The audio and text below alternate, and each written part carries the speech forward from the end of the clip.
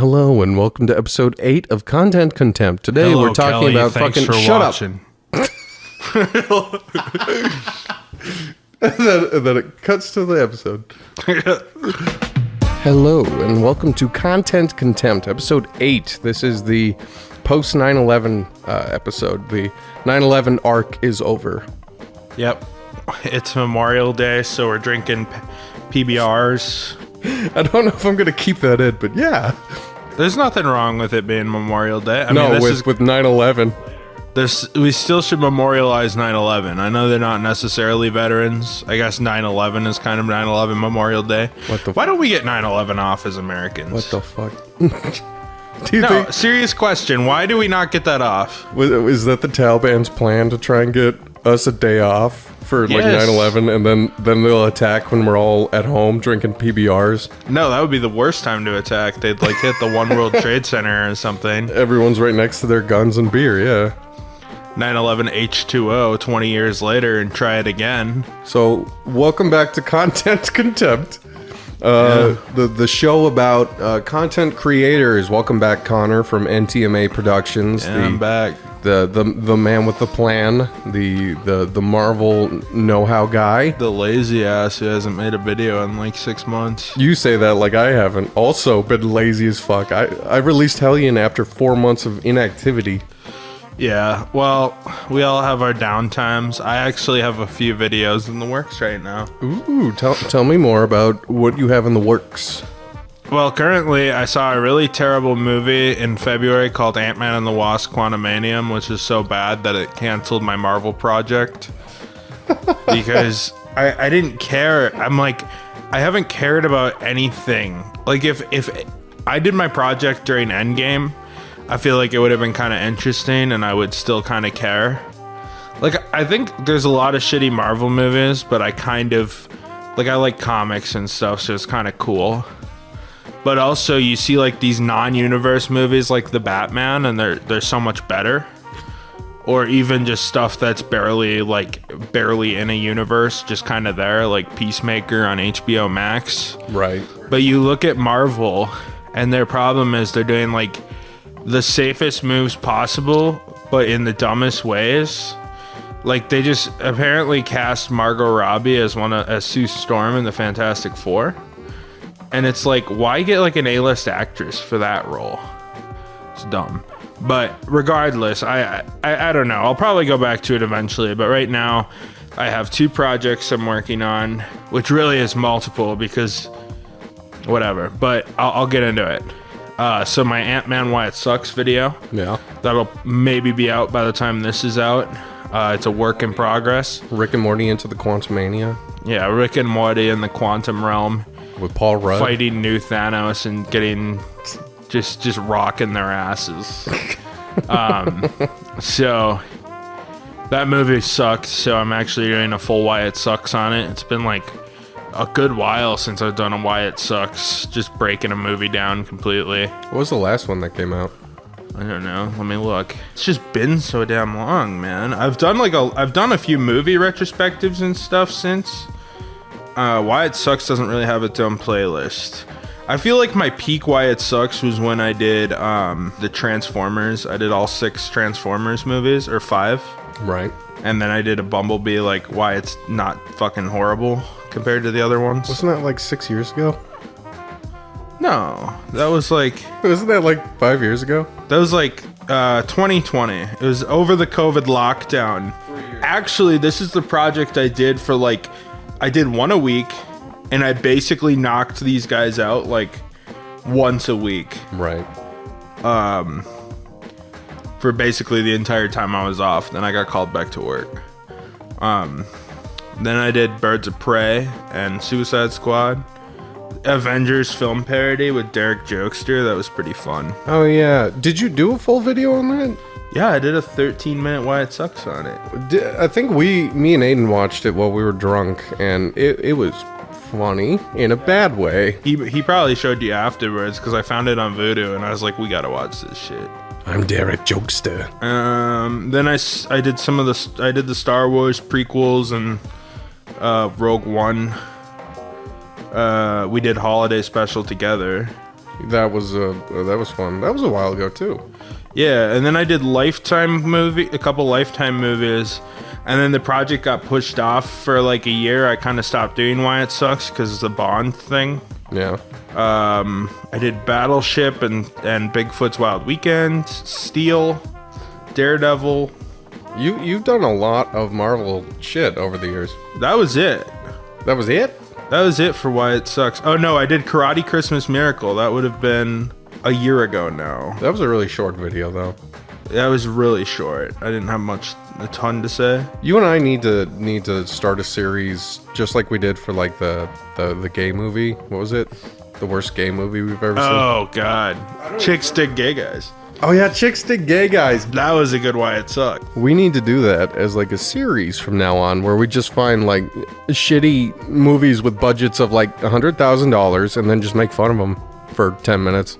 I agree. That was Chicks Dig Gay Guys. I'm proud of that video. I kind of forgot about it until this second, but that is a great video. Mac and Devin Go to High School, I think, is my biggest one. I still get hate for that video. It's a funny video. For Chicks Dig Gay Guys, I kind of feel bad about my part. It was mostly improv. I didn't really collect my thoughts before recording. Right. So that actual recording was like 20 minutes long of me going like, yeah, also, fucking, that kind of shit. We need to do more structured stuff. I like collabing with you. Fucking Bond. We did Chicks Dig Gay Guys, Christmas Holiday Special, Spider-Man.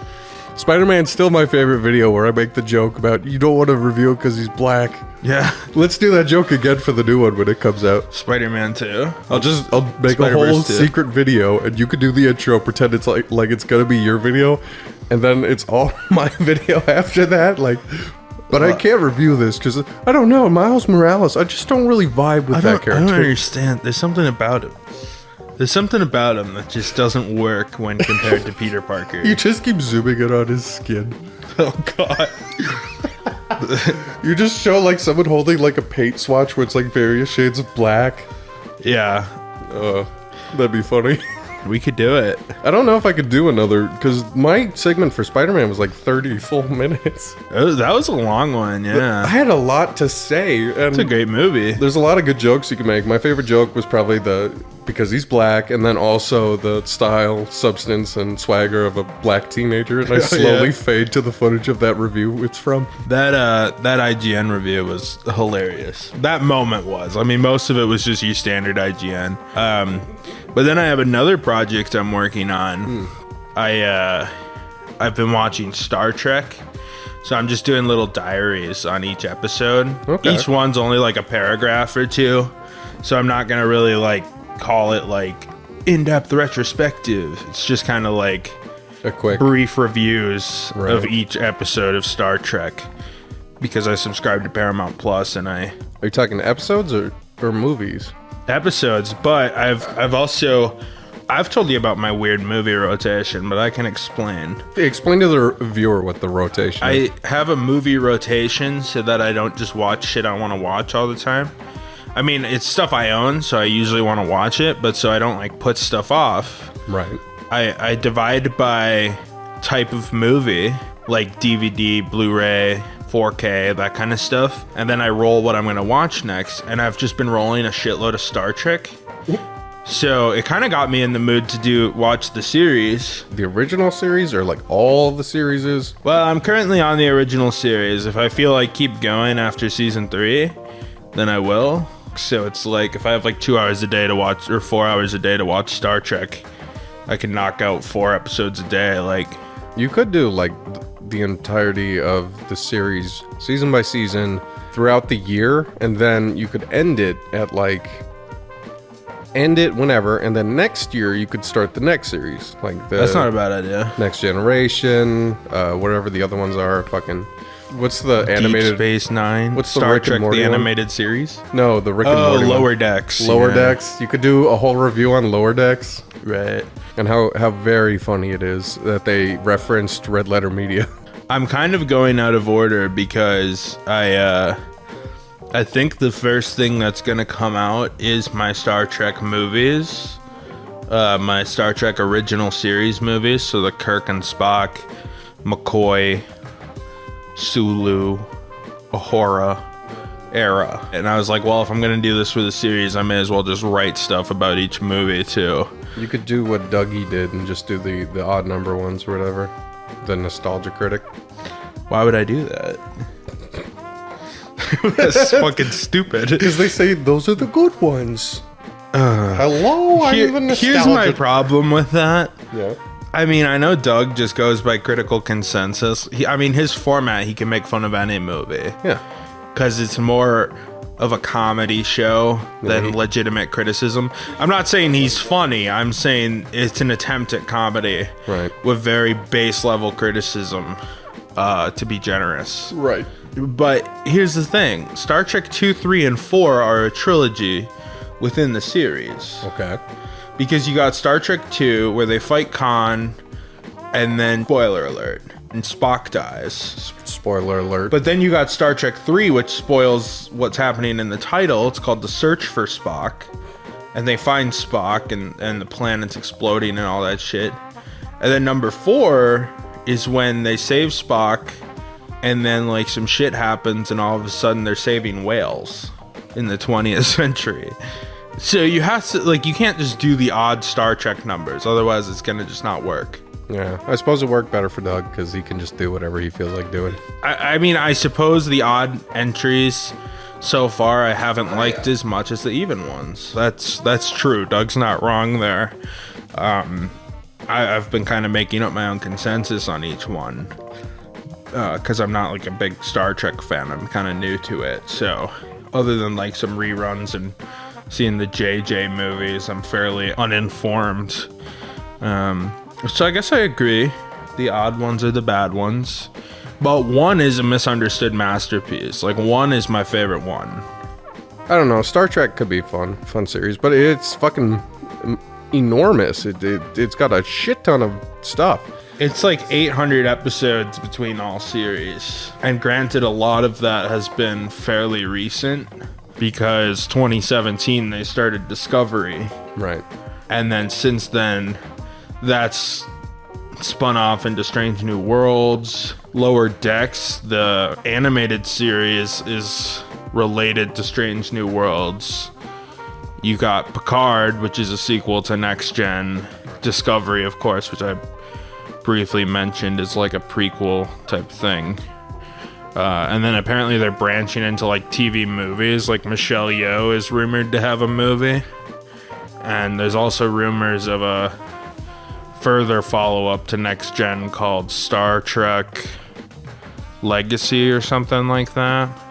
I don't know a bunch about it. A lot of them are Kurtzman projects, which he's the dude who wrote like Transformers, Revenge of the Fallen. Alex Kurtzman. Yeah.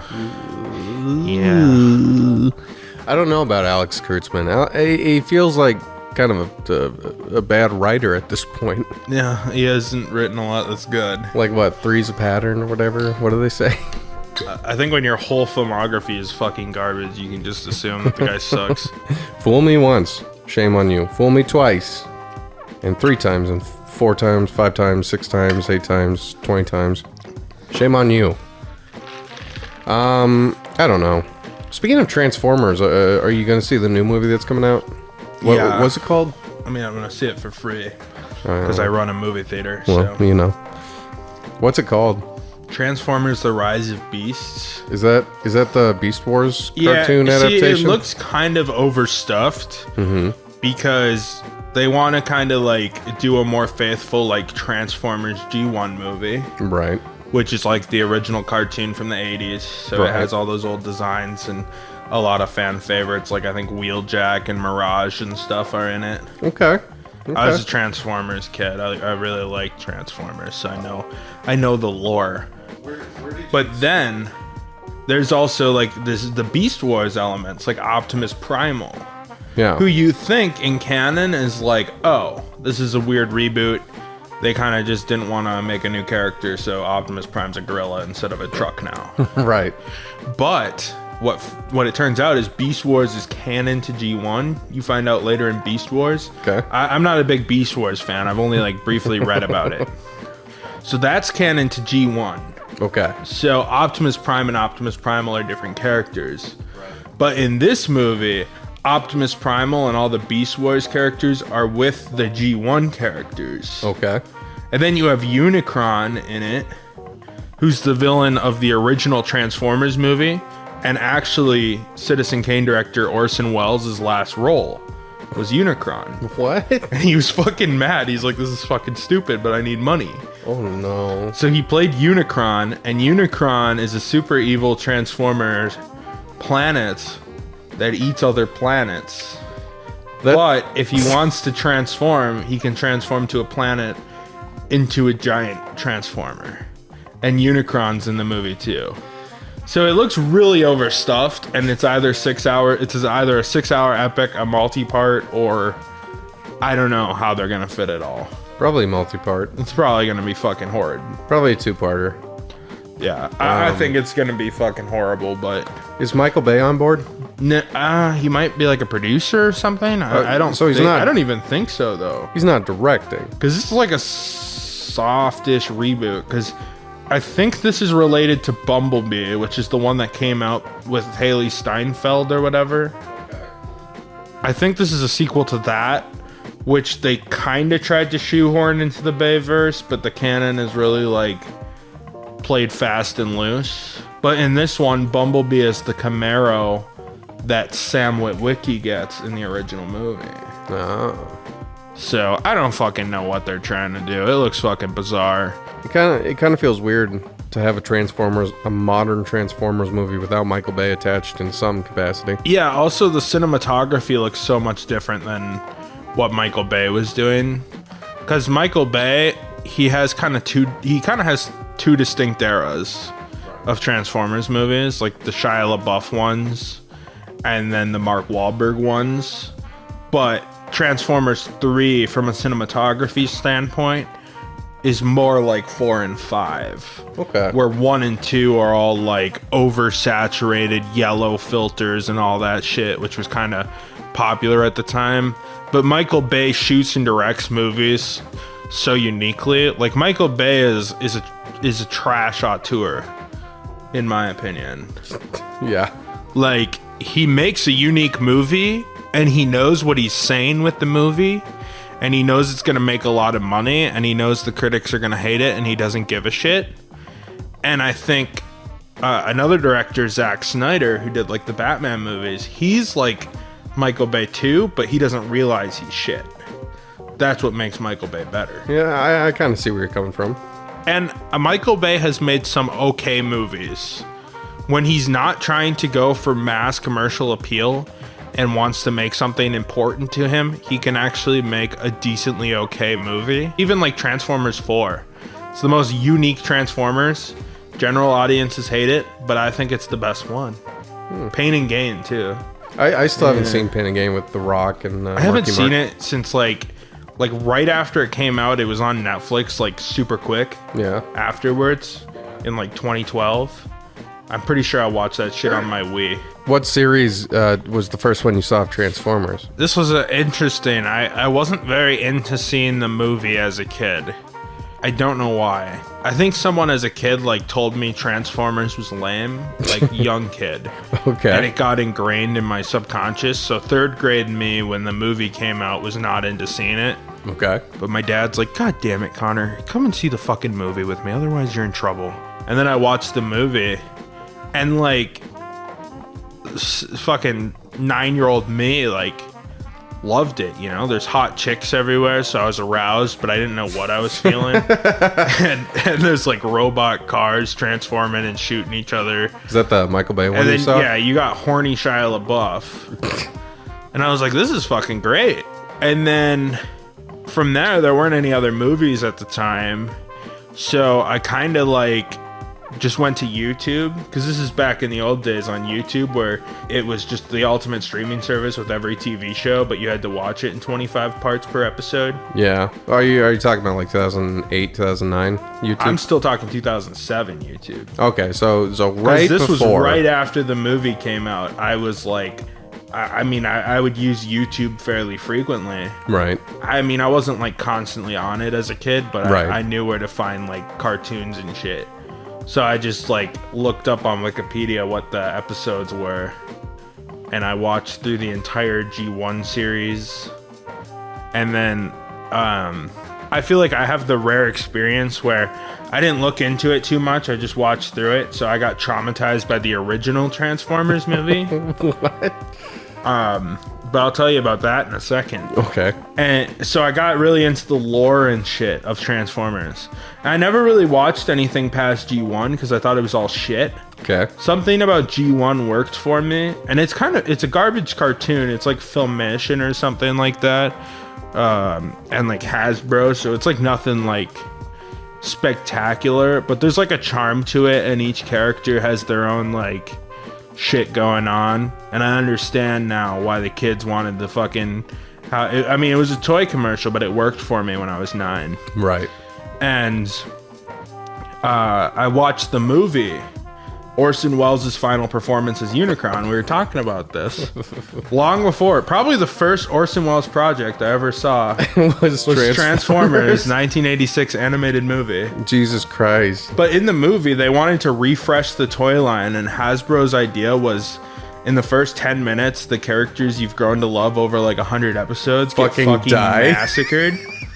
Like graphically too, actually. Yeah, Optimus Prime fucking dies. Like, it's not like, well, yeah, Optimus Prime dies, but that's after all the side characters die. So you see this fight, and it's actually like they got like anime studios to do it. Even after Transformers was canceled, it kind of continued in Japan for like 8 more seasons. Yeah. And it was just weird shit. There was like headmasters, and it was super violent. And it was wild. I didn't watch all of that because a lot of it was undubbed at the time. It was all on YouTube, but it was all undubbed. Or unsubbed. Undubbed, unsubbed. Most of them still to this day don't have dubs. There's like fan dubs for like the first season. Right. But nothing like in depth. Right. I think they're subbed at this point. Like fan subbed. But how they haven't capitalized on that, I don't know. But the toy line... I feel like I have to go so in depth with the lore. So, okay, let me just back up to the movie. So the animation is super good, but they wanted to refresh the toy line. So there's a scene where it's basically the Columbine massacre, where Megatron comes onto the ship, and while they're all just chilling, he starts like blasting the shit out of them. What the fuck? And they like violently like get busted open, and like springs and like oil flies everywhere, and like smoke is coming out of their mouths, and they just fucking die like unceremoniously, like these characters you follow for like 100 episodes. Oh my god. So I was pretty shook by that. And then Optimus Prime slowly dies, and he like withers up and turns all gray. Yeah, he's on a deathbed, and he's like, I love you guys. He's like, I love you guys. Push the cube into my chest. I love you, characters who are not from the original series. What would you do if you rewatch it and the camera was panning around all these people, and you just see Shia LaBeouf like tearing up, crying a bit? That's pretty much what happened, because the character that he plays was originally named Spike Witwicky in the show instead of Sam Witwicky. Oh, okay. And his son Daniel's crying, weeping over Optimus Prime. Hasbro thought the best idea to revitalize the series was to kill everybody and come out with a new line. And they're like, how do we contextualize this for children? Let's kill everybody. You would think they would be like, the old Transformers had to go to space, but here's the next generation to like protect Earth or something. Maybe they fight together at the end. Like they each go their separate ways, and at the end they come together, and then Optimus pats the new people's shoulder. He's like, you're my successor. You're good. Right. Bye. And he fucks off. Well, now what they do is they just cancel the series, come up with a new roster, and make a new series. Soft reboot. There's like 30 Transformers series now, because they've pretty traditionally done this every like 3 or 4 years for the past 35 years. When it comes to Transformers, my first exposure to the series was the animated cartoon that had the mini Transformers, like the scooter and shit. Yeah, that was Cybertron, Armada, and Energon. Yeah, and that then series was a trilogy of series. I think I started with the first series, and I didn't even complete it, but I had the toys because you could get the small ones for like $10 and the big ones for like $50. And the small ones you could plug onto the big ones. Right. And they weren't as cool. They were cool in the commercials because like, oh, it's a race car and a cool little mecha. But then like playing with it, it takes like 10 minutes to unfurl You it. like transform, and then you have like 20 of them. So you're like, They don't give you instructions either. They just do. I don't remember that. I remember just like, oh, that shit. I was probably some stupid kid. I'm just like, oh, I guess I'll figure it out. That's fucking great. I like memorize. There's still some I can probably do. Like if you threw me like a transformer from when I was a kid. Yeah. Do you have the big, what's the guy, bulldozer or whatever? No, it was like a green tank thing. The tank guy. Megatron? I don't think it was Megatron. Megatron was a pistol in the original series. But then everyone was like, oh, we can't have kids have guns. Because like kids were getting like shot because they had fake guns and garbage that look realistic. Like M16s and shit. He was a gun. And then parents were like, you can't have kids play with guns. It's fucking weird, man. Yeah, so they made him a tank. So they made him another weapon. They made him a bigger gun, but not one that'll get him shot by the cops. One kids can't imitate, yeah. Mm-hmm. So they made him a tank. I had that tank. That tank was fucking sweet. That was a sweet hunk of plastic. I love that shit. And then I also had the green guy, who I think he was in the second Transformers Michael Bay movie. He had the balls. The swinging balls. Oh yeah, Devastator. I think. Yeah, it was that character. I remember the names, but they before. Come back to me. Yeah, the old school one. And I love the shit out of that shit. I had Primus, which is the good guy version of Orson Welles' character Unicron. He's like the god of Transformers or whatever. Primus. Yeah, and I had him as a kid, and then one day Paul and Aiden went to Goodwill, and Paul brought me a Primus toy, a second one. Was like, I think you'd like this, Connor. And I was like, whatever, I'll take it. And then I actually repainted the thing to look like Cybertron because I was like, that'd be kind of rad. And it was just a fun art project, and I like cut a bunch of stuff and like modeled some shit. So I'll have to show you that sometime, but it's pretty wild. I like dry brushed the whole thing and like did it with acrylics. It's cool. You dry brushed and you painted your toy? Yeah, I just painted because Paul gave me a spare one, so I sanded it up. Yeah. So it was like took off a lot of the old paint, and I like did some stuff and I repainted it. That sounds like way too much work. It was just something I did for fun one summer because I was in like 10th or 11th grade, and Paul just gave me this extra toy. I didn't have anything to do, so I was just like, whatever. So one day I just painted it. It was cool. It's a pretty cool looking toy. Transformers was pretty dope. Yeah, Transformers is fairly dope. Yeah, I mean, like, I don't think it's a high art franchise. There hasn't been that moment where Transformers has ever, elevated itself. Some of the comics are kind of okay. Right. And I do think, like, we were kind of talking about the Japanese cartoon. Yeah. This is just the Transformers podcast. We'll get on to something else eventually. We'll get on that. But the G1 Transformers kept going in Japan for like another 8 years or something. And they did some weird series, and people were getting butchered in those. Like that was violent. Like they took G1 Transformers, and I think it was the same studio that animated it for America. Okay. And they just kept going. But it was actually a real anime, like a One Piece type anime, where it was continued story arcs. Oh my god. People would die. Jesus. Not only humans and Transformers and all that. And then they made something called Kiss Transformers, where it was cute anime girls that would kiss the Transformers because that was the only way they could transform.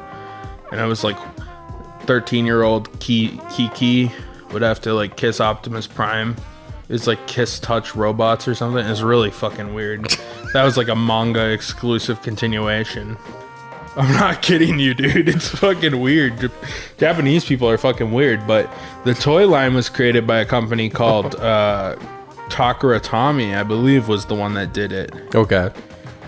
And then they would import it, and Hasbro would redo it. And I think to this day, that's still how it works, where the Transformers are actually made in Japan originally. Right. And then shipped over here. I don't know if there's still like Transformers exclusive media, but before Transformers was Transformers, it was actually just like transforming like car robots was like kind of a common toy. Yeah.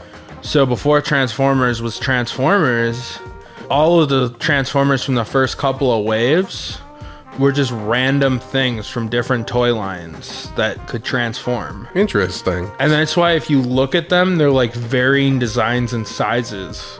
So like Optimus Prime and Megatron and shit got their design from that.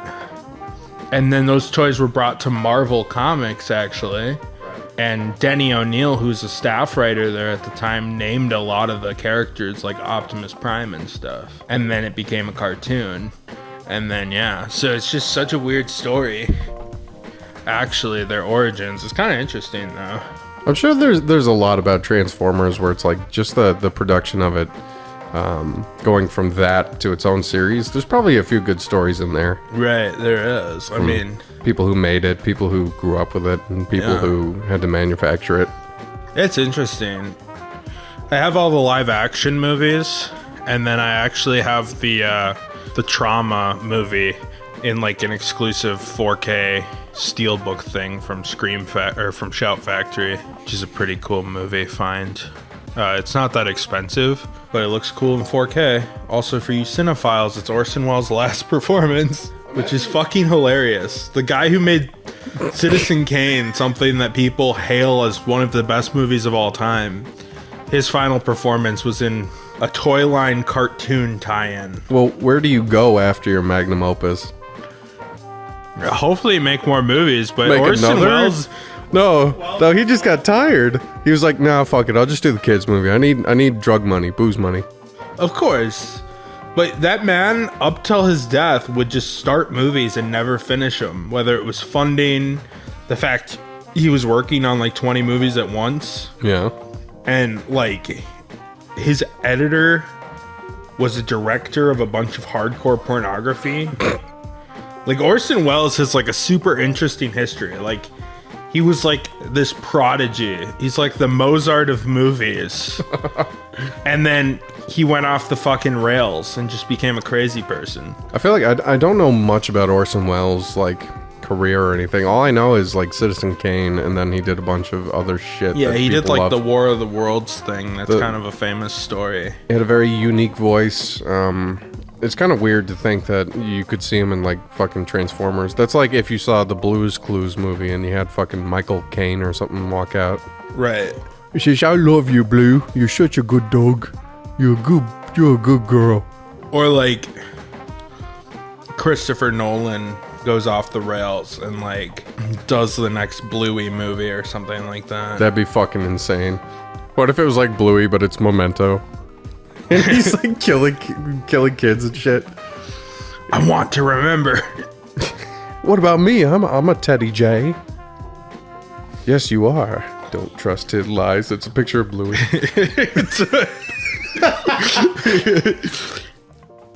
That would be funny. Christopher Nolan's got an interesting career too, but it's kind of weird to see modern auteurs, the people with visions who just are kind of clumsy, but then they make one smash hit and then suddenly they have infinite funding for the rest of their lives. Yeah, well, the modern auteurs are few and far between.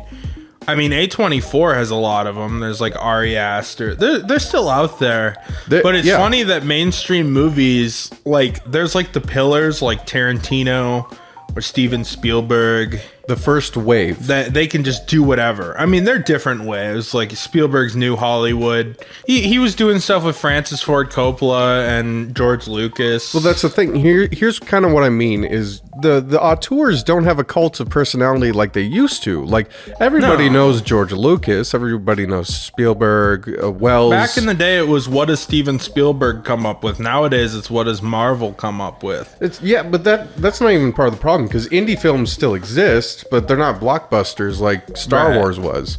So you're never going to get another Star Wars. Well, you see a lot of like modern like journal articles being like the death of the movie star. Why is the movie star gone? It's because Spider-Man's so famous. And it's kind of interesting because the auteurs are kind of the same way.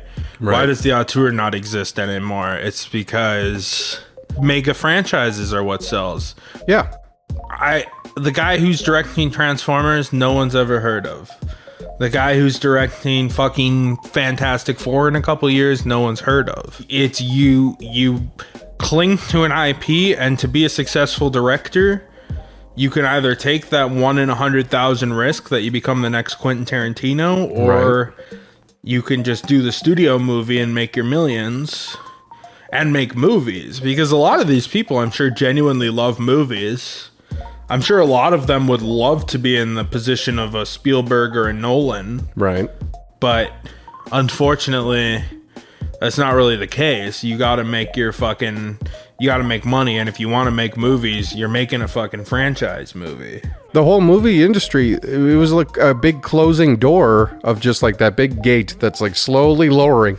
And you get your Lucases, your Spielbergs that like slid beneath the door. But now that the door is closed, you don't get any more like crazy auteurs with a really cool vision where they get tons of funding for no reason.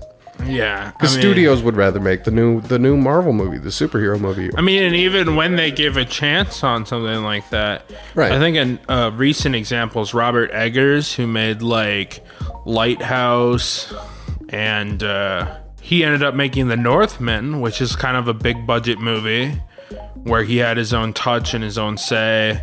And I mean, it was based on legend, so it wasn't completely original, but it wasn't like Spider-Man 6. It was his own take on a legend. So it was something a studio took a chance on that director, and the audience didn't go out to see it.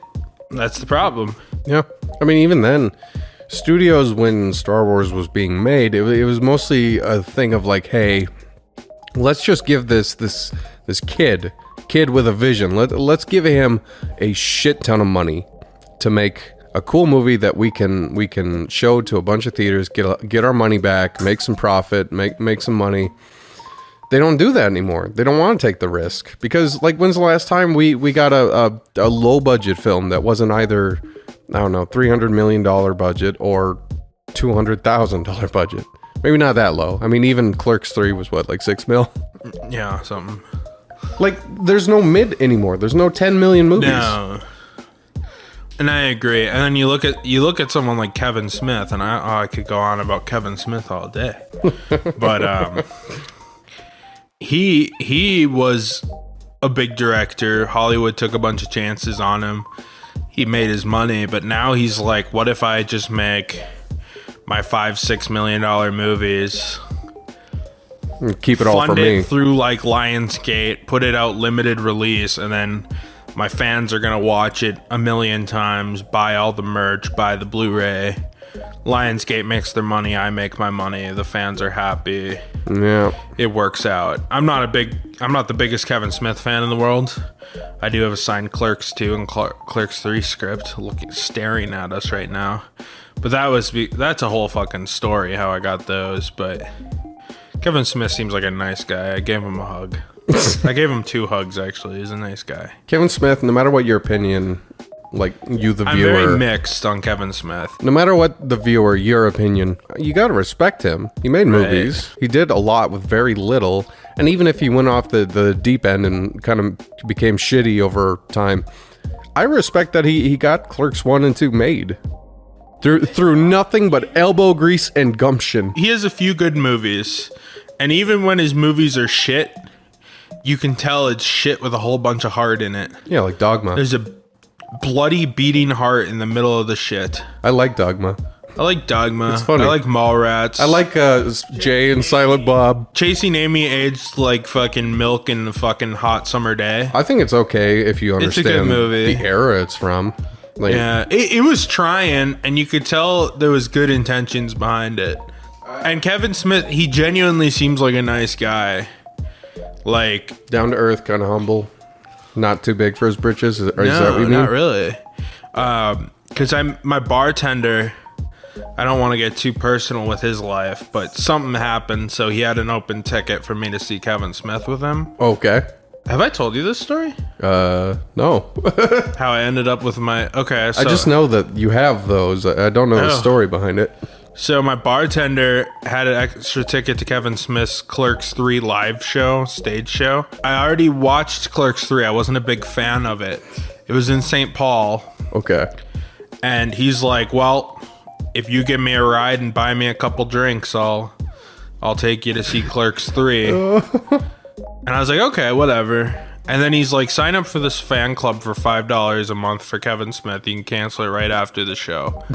And we'll be able to meet Kevin Smith early. And we went to the back room with like 5 other guys, and there was Kevin Smith. Oh my. We gave him a hug, and there I am in like some podcast. He like did a podcast introduction, and I'm just standing there. He like gave me a hug, and he's like, everyone who came back here gets a free Clerks 2 script, or Clerks 3 script. Oh my God. So he passed us Clerks 3 scripts, and then he was like hugging us and like talking us up and shit. He's a really nice guy. And then we watched the movie, and my bartender bought the VIP tickets, so we went backstage again. The VIP tickets were super busy, but I don't know how we got backstage the first time. My bartender was finagling some shit for us to get back there. Second time it was a lot quicker. We just kind of like, he like gave us a hug and then was like, thanks for stopping by. We took a photo. So I actually have a photo with Kevin Smith. That can be in the thumbnail if you want. That was, since I don't have the Discord bubbles to stop your screensaver, I'm just going to put that picture for the whole entirety of this video. Okay, yeah, let's do it. We'll just have it in the center or the corner or something. Blur out my bartender's face. I'm sure he'd be fine with being in this, but I don't really want to ask him. But it was a fun time, and he was a really genuine guy. And his Q&A was supposed to be like 2 hours, but it ended up being like 3.5, 4. Yeah. And he's super funny. Like, he's super funny. He has a lot of heart. So I don't think he's a great director, but like in terms of would I ever see him again? Definitely. Like he's a really cool guy. So even if he comes out with just the biggest piece of dog shit as his next movie, I'll still be there. I'll be hanging out. It'll be a great time. I talked a little bit about this on the last episode of Contempt, but studios really don't throw money at people anymore. Like, even indie shit is usually just either self-funded through fans who love their short projects, or it's indie studios, like people like A24 or Blumhouse, who just throw money at random people for fun.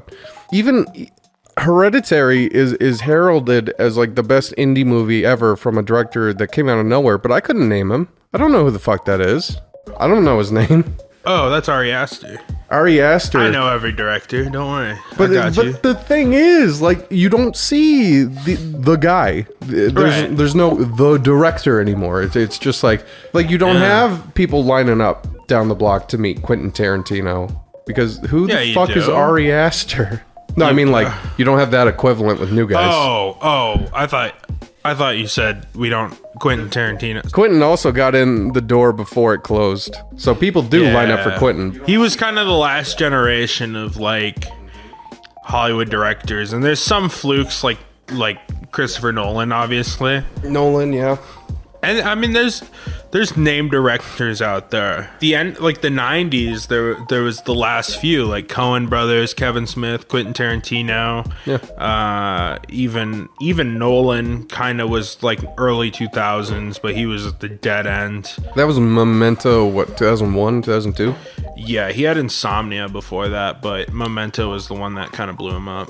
Memento's the one everyone remembers from his early career. Right, and Memento is a great movie. But yeah, I mean, you don't see the new guy get the same amount of love from like fans. Like they have the small groups, but they don't have like mass appeal like they used to, I guess. You know, I'm talking more like fucking. It's always Star Wars, because George Lucas, he came out of fucking nowhere. He was just a kid with a dream. He got a lot of money. He accrued a massive fan base from basically nothing. He handed the project off to Irvin Kershner. Kershner directed 5. I have infinite respect for George Lucas for making A New Hope, because It's his little vision, his thing, and then he realized this is really fucking hard. My dream, you know, I can handle handing this script to someone else to finish the project. But you don't have that anymore. No, I almost feel like you have that too much now. But Lucas was still involved heavily.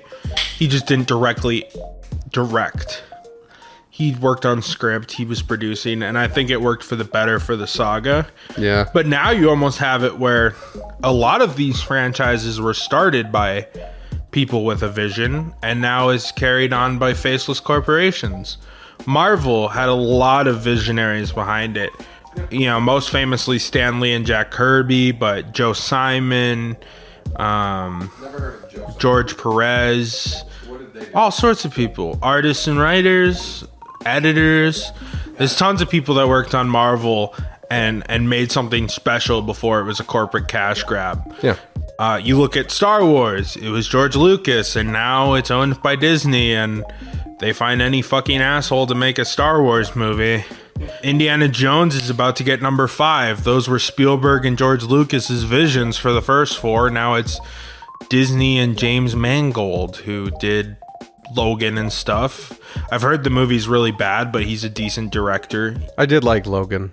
He did like Logan, Ford vs. Ferrari. He did like a few decent movies. Like, the movie's supposed to be bad.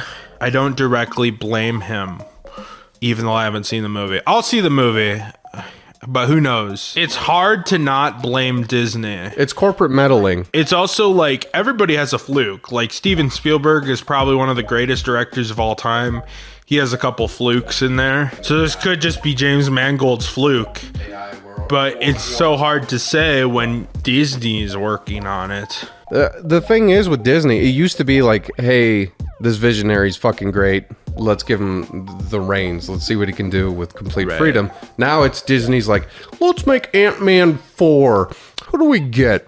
Oh, maybe Spielberg. I don't fucking know. Like James Gunn, they gave him the reins for Guardians of the Galaxy, and it changed the trajectory of their plan. Where it's like, oh, let's make it a little funnier now.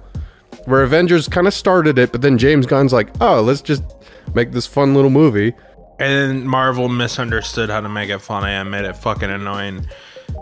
Guardians 3 was great because they just let James Gunn do whatever because they begged him to come back because the cast, fans, and everyone, because James Gunn made moderately distasteful jokes 15 years ago, 20 years ago. Yeah. And he got canceled by Twitter, and then Marvel realized that who gives a shit? Yeah. The canceling of James Gunn was the best thing that's ever happened to that man, in my opinion. Think about it. You get fired, and DC's like, well, we don't care if you made jokes 20 years ago.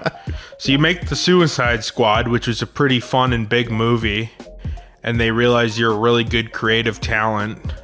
So they say, why not let you become the co-CEO of DC Films? He literally got canceled upwards. If that didn't happen, he probably would have made Guardians of the Galaxy 3 and then kept... Honestly, if he wasn't canceled, he probably would have switched to more like horror projects and other projects and not necessarily have gone to DC. From a superhero movie perspective, I'm happy because James Gunn makes good superhero projects. Yeah. Like Peacemaker, Suicide Squad, and Guardians are all good. But I'm also sad because I'd be interested to see what James Gunn could do outside of superheroes. Well, I mean, even when he was making fun of superheroes with Super, he was doing a great job with... He's the outlier because they got like what?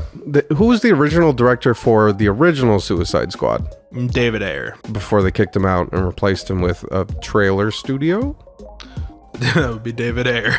David Ayer made a few things. He made Fury, which was kind of okay. Fury, it missed the mark with me. It just felt generic. Right. Like, you get Brad Pitt and you get, what's his face? A few of the crew members. Shia LaBeouf was in there. I almost forgot. And it's a neat concept with a fun ending where it's like, here's the last stand, but I didn't feel anything. Like, fucking Halo Reach had a better fucking ending. I felt something in Halo Reach's last stand. Yeah. I don't know. James Gunn... I like his style of movie. I like the modern style of shit. Right. The Suicide Squad and Guardians 3 specifically. There was a lot of gore in Guardians 3. Like when I saw it, it was in like a full theater, which it's been out for what, 2-3 weeks, a month?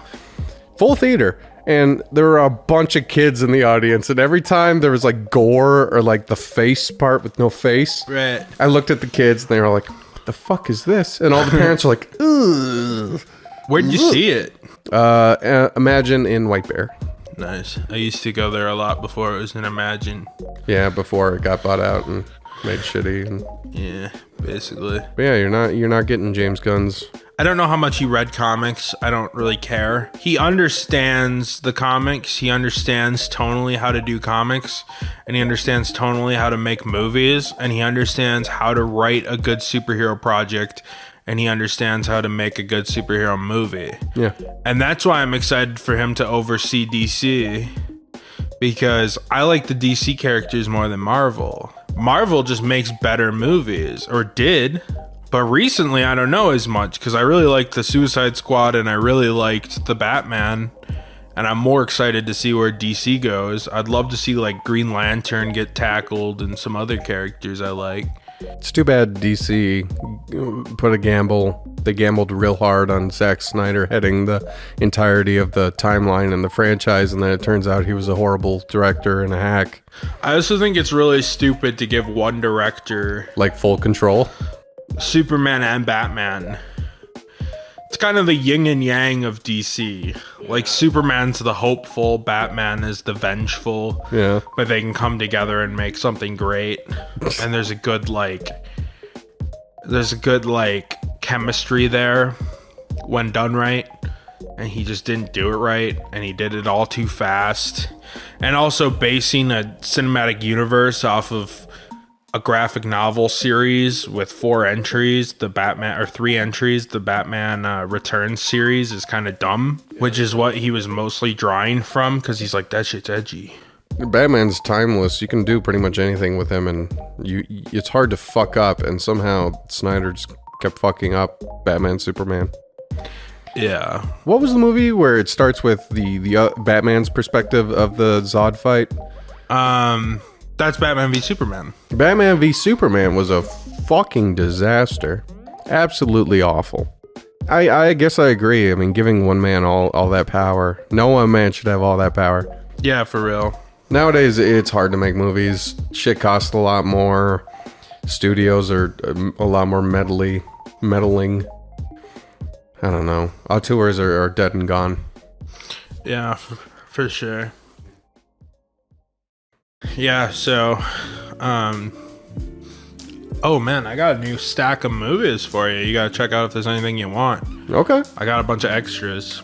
I'm a big movie collector, for anyone who doesn't know me. Anyone who's listening right now, just know we're recording in Connor's apartment, and there are bookshelves lined with movies, and a big pile in the corner, and probably more in the walls. The back stock, that's the shit I haven't watched. See, I have a Letterboxd page, follow me. It's Connie420 at letterboxd.com. Anything I haven't watched since 2017 goes into a pile, and there's a lot. But I've reviewed like over 2,000 movies on Letterboxd, so We should pick one and do a dual review. Give me something to work on that I can do in like one day, 5-minute section. we can find something interesting. I have a lot of movies I'll buy that I've never seen or really heard much before, just because I hear like an interesting factoid. Right. Like The Golden Falcon. Have I told you about that movie before? You might have brought it up. I just really wanted to bring it up on a podcast. Or was it called The Golden Falcon? Let me see. Wait, just a second here. I'll be right back. Oh God. Plus my ass hurts. Oh God. I'm on Grant's mic now. My ass hurts. Golden Eagle. Golden Eagle. I knew Golden Falcon didn't sound right. It's Golden Eagle. Okay. What about Golden Eagle? Where are you going So with it this? came out in the 60s, and it's a superhero movie. Okay. From like Taiwan, and kind of a Batman riff, Batman 66 type riff, sort of like, or Green Hornet. He's like a vigilante, right? Okay. This is the setup. Well, the last shot of the movie, the director's star, his plan was he was going to hang from a helicopter and they were going to fly up real high over the ocean and they were going to fly into the sunset, right? Oh, no. But before they crossed the land into water, Oh, no. he lost his grip and he falls to his death. It was the last thing they shot, so the movie was completely done. So, dude loses his grip and falls to his death. It's not on the current DVD releases, but legend has it the theatrical release shows the body hitting the beach. The editor didn't cut it out. Was it spite? Was it spite, bro? What the fuck? It's a wild movie. Like, the movie itself is just like your basic, like, 1960s, like, cheesy, swashbuckling superhero adventure. But it's the fact that the actor-director didn't wear, like, a harness or anything. They just, like, were like, oh, yeah, man, just grab onto this helicopter. We're going to fly up to, like, 1,000 feet, and then you... And they weren't close enough to the ocean, clearly, because he just lost his grip after like 3 minutes and he fell to his death. Even then, if you fall into water from a great height, you still die because it's like hitting concrete at that height. Well, the director thought that he would go up, they'd fly off into the sunset while he was grabbing it. But I think his foot was supposed to go like in there. Like his foot was on one part of the ladder and his arm was on the other. Yeah. But that never happened. He was just grabbing it, and I don't know if he was supposed to climb up or what. I mean, it's like a Taiwanese film from the 60s, so... Fucking Christ. Other than the fact that the guy died, it's all a lot of it's speculation. Jesus Christ. Because we're talking about a 60-year-old Thai superhero parody genre film. That's amazing. And I have it. I have it on a 4-pack of movies called Kick-Ass Heroes, which was trying to stylistically capitalize off of the film Kick-Ass. And there's also a movie called Robot Vampire, which is a RoboCop clone with the same costume. Just really, really, really, really cheap. I think that's where the fun movie reviews come in, because those are just indie projects scooped up by a fifth-rate label. It's like, we'll buy your movie and we'll, what's the word, distribute it. Yeah, quote unquote. I got it for literally $3 at For Your Entertainment in Duluth, Minnesota when I was living there. What was that one? We did the West of the Burst, the parody of Best of the Worst. We did episode 2, and we did the it's like 28 movies in one DVD. It was a bachelor party. Bachelor Party of the Bungalow of the Damned. A Bungalow of the Damned. That's where the fun is for like reviewing movies and shit on YouTube. We need to get like one of those and just work our way through each fucking one. Don't tempt me. I wonder how many people have died making movies. A lot. Oh yeah, there was this one movie, I think it was like they were in a pool and they drowned like 50 people. Fuck. Batman The Dark Knight had someone die while they were trying to work on the tumbler, the Batmobile in that movie. I assume that was gruesome. Death is fucking scary, man. Yeah, for real. The fact that you can just die while doing anything. I actually have only taken like 5 shots of this Bushmill and I am fucking drunk. I told you, it's high proof. It's Yeah, the brought to you in part by Bushmill's Prohibition Recipe Irish Whiskey. Peaky Blinders tie-in. Peaky Blinders edition, yeah. That shit'll fuck you up, yeah. They only sell it in fifths, so can't get a handle of that shit. Is there any other topics that would be interesting to talk about? Let's talk about the Proud Family for... Who the fuck? Did you not watch Disney Channel as a kid? Oh, the Proud Family. Yeah, sure. No, I never watched it as a kid, but I had an ex-girlfriend that was like, let's watch the Proud Family. And we watched one day we watched 9 hours of the Proud Family. So yes, I've seen it. I don't know. She just fucked with the Proud Family, I guess. Let's talk about shit we watched as kids, I guess. What cartoons? What 3 channels on TV did you watch as a kid? See, I'm gonna come out of the gate with some weird shit. Why don't you go first? When I was a kid, I always, when I got home from school, I would turn on the TV. This was before we got internet. I didn't have internet till I was 12. Jesus fucking Christ. Yeah, 12, 13. What did you do? Not even dial-up? Nothing. It was too expensive. And now you're a famous content creator. Famous. You hear that, 30 people that are listening to this? It was the TV or nothing. Like, I could read, but Ugh. who wants to fucking read? Who wants to fucking read? Nobody. I might have cracked the mic there. Oh, you're fine. That was just funny to me because who fucking wants to read? I would get home. I would watch 3 channels. I would flip between 3, and this was back in the day where you had to memorize the channels because there was no guide. You go to the TV guide channel. 70 channels. Yeah, true. 78 enforce at least. I don't know what provider you went through, but there wasn't actually 78 channels, but it went from 2 to 78. Mm-hmm. And like some of them were skipped, but 78 was G4. I remember that. Yep. But I would watch 3 channels as a kid before, my tastes kind of grew into this shit. I watched Nickelodeon, Cartoon Network, and the Disney Channel. Oh, wow. So Nickelodeon, I got in just after Rocko's Modern Life. So it was Cat Dog, Angry Beavers, and that shit. Oh, nice. Slowly through the years, it becomes Danny Phantom and shit like that. Fairly Odd Parents, SpongeBob. SpongeBob was around during the... Most of the time you had to, because that came out... I'm like only slightly older than SpongeBob. SpongeBob started in like 98 November. I was going to say, pilot came out in 98. Same year I was born. And I would watch Nickelodeon some of the time. But my main squeeze was fucking Cartoon Network because I love that shit. Dexter's Laboratory and shit. Fucking Johnny Bravo. So that was my niche for a while. But then I got tired of flipping between those channels. So I was like, oh, let's see what Disney's fucking doing. And I would watch Disney Channel original movies all the fucking time. Like the Mom House, where it was like the robot house that becomes the kid's mom. She wants to become the mom. She's played by the Leela's voice actor from Futurama. The mom at Monster House when the fucking lady got put under the cement? It was called like Mom House. They win a house in a lottery. It's a smart house. And then it tries to become their mom. It becomes sentient and tries to kill everyone else but the family.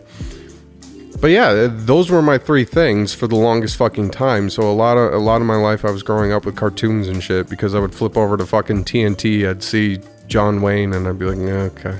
Do you remember being young where it's like you couldn't sit for like 5 minutes? Yeah, no. I was one of those kids where I could sit through like a cartoon, then I had to play with toys, but movies I couldn't make them all the way through. Even kids movies, it kind of gets tough after a while. You had to do a lot to hold people's attention. I think that's still true nowadays. It's getting worse because of fucking TikTok destroying half of our population's brains. How do you feel that one Chinese company knows the location of half of America at any given time of the day? TikTok? Yep. I do Facebook Reels because I'm a true fucking patriot. But I'll tell you my 3 channels. What 3 channels did you watch? I watched the Little Disney, not much of it, so I don't count that really as my channel. Was that before they separated in like Disney and then Disney XD on the premium channels? I never had Disney XD. I think we had the premium channels for a minute. I didn't have Disney XD until like high school. My mom had like DirecTV or something and I had it, but... Got it.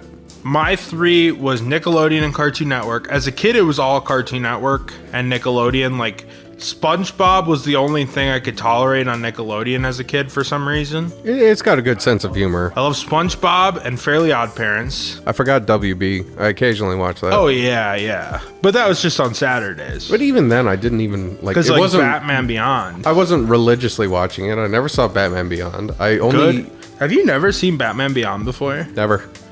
You gotta log into my Vudu, because that's like the Batman the Animated Series and Batman Beyond are genuinely like good shows. I've heard.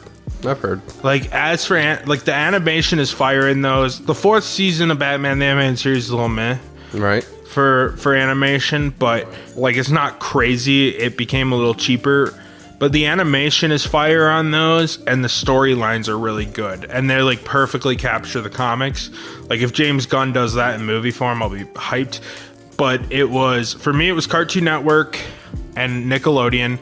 Cartoon Network, I loved everything. Ed, and Eddie, Dexter, Powerpuff Girls. They probably were doing later reruns. on, Camp Lazlo and Foster's Home. I was going to say Foster's is probably your era, because right before that was the Johnny Bravos and Dexter's, and it was only like a 3-year gap. Johnny Bravo as a kid. It weirded me out. I found it kind of funny. I liked most stuff on Cartoon Network. Oh, Courage the Cowardly Dog. Those, before it got separated into like Boomerang, the Hanna-Barbera shit, and they added Dexter's Laboratory. Before that got kind of separated from the reboot where it's like Cartoon City, where it's like your Fosters, your fucking Kid Well, they went Laszlo's. more into action shows because they sell more toys. I suppose. Ben 10.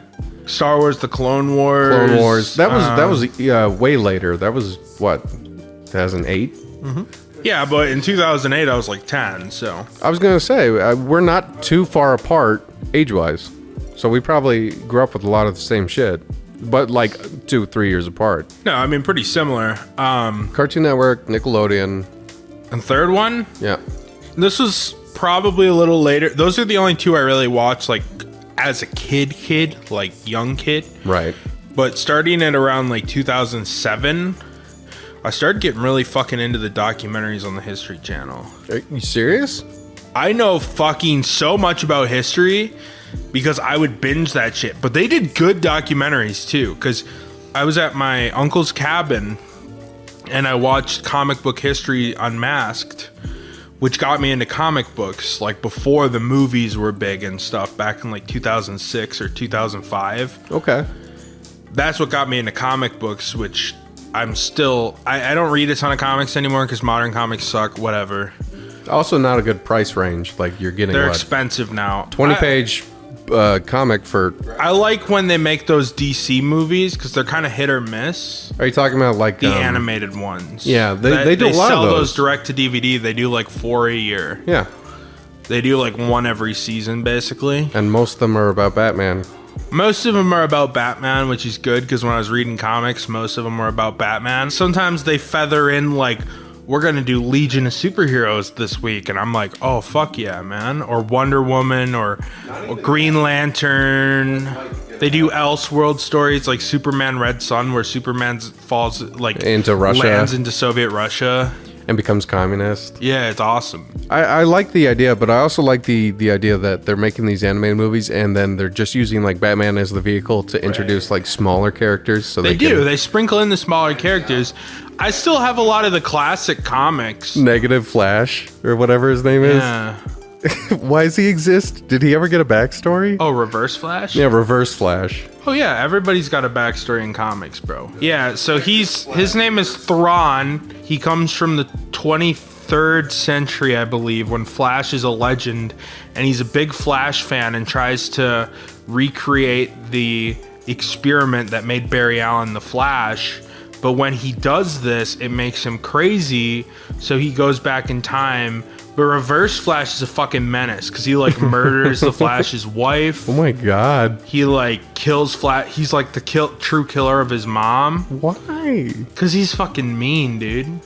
But the point of this is like, I also watched How It's Made a lot. I watched a lot of Discovery Channel, Mythbusters and shit. So I get the once in a while tuning into something else, but to make it your main channel for documentaries and shit, that's crazy. When I was a kid, I loved it. I thought 2012 was the end of us all because in like 2006, I saw a documentary called like 2012 End of Our World. I'm like, well, fuck, if the Mayan calendar ends, then we're all fucked. so I thought we were fucking dead, dude. December 21st, 2012, bro.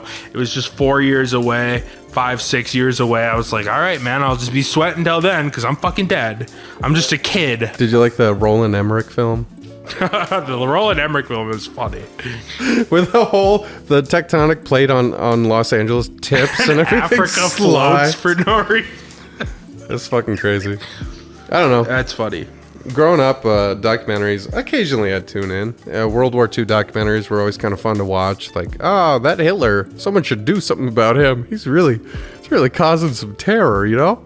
As a kid, I feel like Cartoon Network was the main source of all my entertainment just because there was a wide variety of shows. They were all very well produced and it was very consistent. Up until the point where Cartoon Network branched off into Adult Swim after, 7 p.m. or 8 p.m. or whatever. 9 p.m.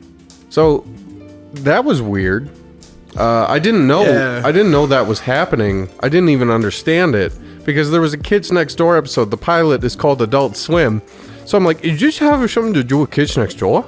And then I saw home movies, and I'm like, this is really uncomfortable. I'm not laughing. And then I'd go to Nick at night, and I'd watch Bill Cosby go, Kids Next Door is some of the most vile shit.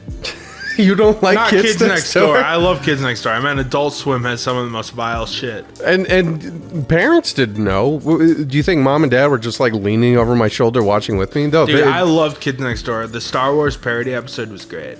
Do you remember that one? I remember Kids Next Door. They did like the trench run. Not they specifics, like to do but the trench run because there's also a trench run in the Powerpuff Girls movie. a lot of pop culture shit where it's like kids. Right. You're filtering this through a kid's cartoon. But especially Star Wars was so hot in like 2000, like 1999 to like 2005. Star Wars was like the hottest it's ever been. Which is weird. That was right before the fucking prequels. That was like during the prequel era. What happened is, what's happening now is these kids that watched that growing up now are on a writer staff. They're now writing jokes for Powerpuff Girls. And then it's also popular, so Cartoon Network's like, oh, dope, you're doing a Star Wars reference? Guess what comes out in a week? Star Wars Episode 2, Attack of the Clones. Not even that, but it's mostly like fucking... These writers want to pay homage to shit they loved as a kid, so they're sprinkling in little in-references and jokes. Like, I mean, the Wilhelm scream is the most famous in-joke, but you got writers making trench run jokes and shit. But now, like, the Resident Evil 4 remake, there's a John Wick thing where he single-hand checks the chamber. So he pulls the slide with one hand and the thumb pushes the handle so he can check the chamber one-handed. That's from John Wick. So somebody on that writing staff saw that movie and now is like, I'm gonna put a little Easter egg in my game. Right. Or the part that I'm working on, the 10-minute animation. Hey, but that's cool though. That is cool to see kind of pop culture, not regurgitated, but kind of reinvented through the eyes of someone who viewed it as a kid. You know what I bought a lot of? What's that? I bought the first 2 of 4 seasons of ESPN's 30 for 30. 30 for 30? You never watched one of those? Is that like commentating football and shit? No. So they just find there's so many, because sports is such a long history and there's so many different sports. Yeah. That there's like interesting histories. So it'll be like, the 1987 Raiders were fucking crazy. They were on a losing streak, but then they took like 50 pounds of blow in one night and won the Super Bowl. And it's like, yeah, I gotta admit, that's pretty fucking wild, dude. That's pretty fucking wild. Dude, you gotta watch those, because I got 2 seasons of them. You know, after this, man, maybe we throw on a 30 for 30 and have a couple PBRs like true fucking Americans on Memorial Day. I wouldn't mind. No, but seriously, there's like 120 episodes and they get filmmakers for each one, like established filmmakers. Yeah. And then they just pick like a sports story. I'm not big into sports. Like, I don't care about sports that much. I understand most of the sports because I kind of played them as a kid. Right. Mostly because at my parents' behest. And like, I'm fine. Like, if my friend wants to come over and watch a football game and drink some beers, sure. I have some friends that are into sports. That's fine. Right. But I'm not like a diehard, oh, go Vikings, go fucking Bills, go whatever. I don't care that much. I feel like I have the experience where it's like my dad was watching it and I'm like, this is boring. They're just interesting stories. But that's the thing. Sports it's never boring because there's always shit like that happening just all the time. If there was a series that was as well done for 30 for 30 for like women's makeup, I'm sure I'd be just as into it. Like, I fucking love documentaries with crazy hooks. Cindy was struggling with her makeup technique until she did 50 pounds of blow the night before. Ice Cube directed one on the 90s Los Angeles Lakers before they became the Las Vegas Raiders. What? And before they became the Oakland Raiders. Ice Cube directs it. And they're just hour-long documentaries, and it's just like, they were all like fucking just beating people down on the fucking stage, hitting them with tire irons. And it's like, hell fucking yeah, they were beating people down and fucking doing whatever and getting arrested. I love that shit. People love sports. They might not know it. As a kid, I hated sports because it's like everyone else loves sports. I needed something to hate. So I'm like, oh, football's gay. I didn't even hate sports. I just never cared. But my It point, wasn't a hatred. It was, I don't give a shit. my point is, you can still throw on fucking football, and it's like, oh shit, you get into it, you get excited. Any sport. Right. Oh, they got a lot of Boxing's fucking and great. wrestling, dude. I know wrestling's the fakest shit ever. If there's a good wrestling documentary, I love it. It's theater. It's meant to be dramatic bullshit. But it's also very physical. Like, you can't, like, I couldn't go and do professional wrestling. Yeah, because even acting these scenes out, you still have to be in shape somewhat. Because it's like if Vince McMahon came up to me and was like, Connor, John Cena's gonna throw you on his shoulders, then you gotta leg lock him so hard and somehow do a full fucking backflip with him just out of your leg and abdominal muscles. It's like, I can't do that shit, Vince. people aren't mad because it's fake. It's mad because people take it way too seriously. Right, exactly. That's true. I love some of the stupid shit that happens in wrestling, like Vince McMahon saying the N-word. Yeah. What's good in the hood? Just hold it down, trying to take care of business. Keep it up. I'm a Tell me he didn't just say that. Oh my gosh, I peaked there. If you laugh, just turn away from the mic. I went right into the mic. But yeah, fuck. People love sports. You gotta love sports because it's these fuckers. They're like, I gotta win. I gotta be the best. Right. So that's why every sports movie is always great. Like Rudy, fucking the Jamaican Right. bobsledding one. Cool running. Cool Runnings. People love that shit because it's like, oh, the underdog. He's got to train real hard. He's got to win. People love that shit. So sports is always entertaining. I wouldn't mind a documentary or two about sports. Binging a few series like 30 for 30 or whatever. What would you make your 30 for 30 segment on? If they came to you and they're like, we need you to make a 30 for 30 segment. I don't know enough about sports. That's my problem. They would give you like a book. They'd be like, read this. Read the almanac of sports and learn. If I had to dig into a subject, Yeah. I'm not going to say anything specific. Okay.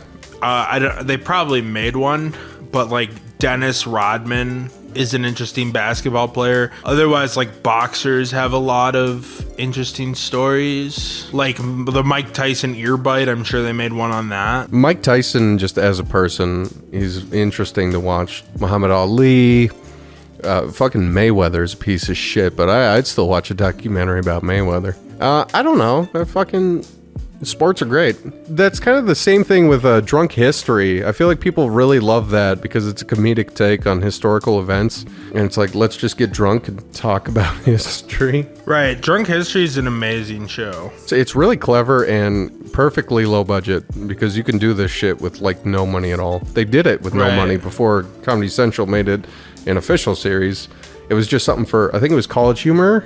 Oh, really? I didn't know that. They made the series before. They got people like Michael Cera in like the episodes before the actual series. So they pulled Did some they strings. do the skits still then, or was it just the more of a podcast style? They did the skits. So Michael Cera played like a famous guy while That's they sick. drunkenly told about it. And it's the perfect format because it's like 6-minute stories about historical events acted by famous actors now. Like you got fucking Michael Cera, you got fucking Better Call Saul. What's his fucking name? But you got it's a clever concept and I've always loved it. Let's do our own Drunk History. Yeah. What do you think is a historical event you could talk about and be able to summarize? Anthropology, bro. What? I would talk about fucking Neanderthals. What? The fuck are you I talking would about? talk about Neanderthals. But there's so many things. Have you heard there was a type of human on islands that they discovered? And these humans evolved into technically being classified as humans, but they were only like 3 feet tall. They were actually named after hobbits because they were like they were like a similar size Okay. as hobbits. That's- They were short. That's weird. And Crazy. people theorize they could still be alive, and there's still like indigenous tribes out there. Like there are humans who haven't like discovered much beyond fire that are still alive on islands and shit What's that famous clip of the reporter flying in on a helicopter and they start throwing spears at her? and shooting arrows and shit. Yeah. I watched this documentary from like the 70s in my anthropology class. Yeah. And these two tribes would get into tribal warfare every once in a while. Right. who knows what they were even going for. But they'd like throw spears at each other, and usually no one died. It was basically like a friendly game of dodgeball. Right. But a lot of people would end up with spears in their ass. I'm trying to think of historical events I could retell, and I don't know. The World War II, the war tech is fun. My favorite wartime invention is chaff. Chaff? Chaff, little aluminum strips they would fire out of airplanes to help scramble radars. And it's my favorite invention because it was invented during the late stages of World War II in like 43 or something. 43, 44. And they were like, this is fucking ingenious. We can scramble a radar. It'll come up with a million blips because it's reflecting off that and hitting them back. But if we do that, then the enemy might then go to the ground, pick up the chaff, and realize how to invent chaff and use it themselves. So they didn't use it. But here's the thing. Americans and the British came up with that, and they're like, yeah, whatever. And like a month later, the Germans were like, I have an idea. What if we cut aluminum into strips and then we throw it out of a plane to scramble radars? And then Hitler's right-hand man was like, that's fucking genius. But we can't use it because if we do that, the Americans might pick it up and be like, they would learn how to invent chaff. So both... That's wild. The most ingenious invention ever was just cutting up aluminum strips and throwing them out of the plane, and they were both terrified that the other side would figure out how to do that. Wow, dude. To think 30 minutes ago we were talking about Transformers, and now we're talking about world history. That was an hour ago. Remember An hour ago we were talking about Transformers. I love chaff. That's Now fucking great. That's fucking funny, though. They're both like, this is ingenious. It's too strong. I'm just too imagining powerful, too OP. G.I. Joe with the fucking scissors cutting like tinfoil up. He's like, this is ingenious. We can't use it. World wars are very interesting because the two we've had were fought with what is equivocally sticks and stones nowadays. Because the nuke, sure, that's still modern tech. Terrifying, but yeah. But they were using fucking automatic rifles that were just barely invented. Now we got like drones and robots. Now and we've shit. got fucking ICBMs and like nuclear fission and massive, biggest bombs we've ever had, and we're just sitting on them. We're like, go ahead, talk shit, let's see. Hey, it's worked out. We've been at peace for the last 80 years. Yeah, but 90 years. That's not even a long time. Like Grandpa could still be alive at 89 and be like, yeah, I was 9 when the war ended. Yeah, I know. That's fucking crazy to think. But yeah, I mean, yeah, we'll probably get blowed up at some point in our lifetime. everyone will eventually die Unless I have eventually. a stroke. So, you know what? Who cares, YOLO? But As yeah. long as my YouTube channel gets to 1 million subscribers before that, I'm happy. He'll post a reel right before the bombs drop, like, hey guys, Hey guys, everything's going good here. The sirens are going off. They're kind of loud. I already know I'm fucked, so what's the point in keeping blaring these? but I just finished my 5-hour video on James Bond again, and you're uploading it, Revisiting James Bond. then the screen flashes white. James Bond versus Star Trek. What's a better franchise? Star Wars X Star Trek. World history is fucking ridiculous, but yeah, war history is fun too. Yeah. And we've talked about Transformers. We've talked about modern movies. We've drank some PBR. I've mostly been drinking this Bushmills. I'm like a fourth of the bottle done and I'm fucking smashed. Well, Connor, thank you for coming back on to the podcast. Oh, thanks for having me. To talk about fucking Peaky Blinders, Bushmills, 2023 collaboration, 2022 collaboration. Yeah. Transformers, movies, 30 for 30, world history. Man, it's been quite a journey.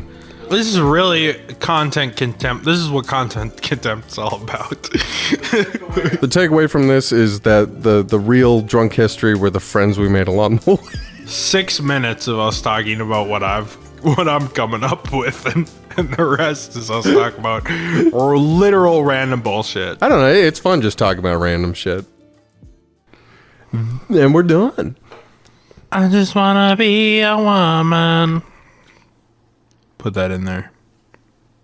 Thanks for Leave listening. that in there. Thanks Also, for listening. Mom, thanks for listening, because I know my mom listens to these podcasts.